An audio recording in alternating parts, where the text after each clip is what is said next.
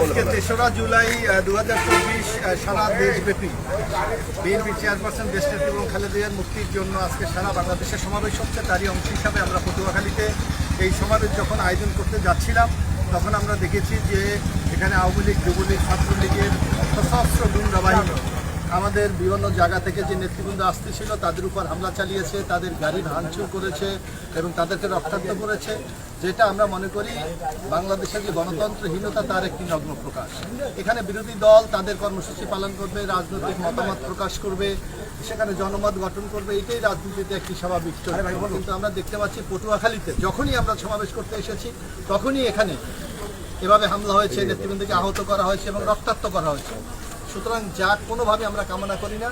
সুতরাং পটুয়াখালীতে যে সন্ত্রাসের জনপদ তৈরি করা হয়েছে, আমরা বিশ্বাস করি জনগণ যেভাবে আমাদের পক্ষে আছে, আগামী দিনে আমরা ঐক্যবদ্ধভাবে এই সরকারের বিদায় করে এই সন্ত্রাসীদের আমরা বাংলার মাটিতে বিচার করি আছি এবং নেতাকর্মী সবার প্রতি আমাদের উদ্যত আহ্বান, আপনারা ঐক্যবদ্ধ থাকুন, ইনশাআল্লাহ বিজয় হবে।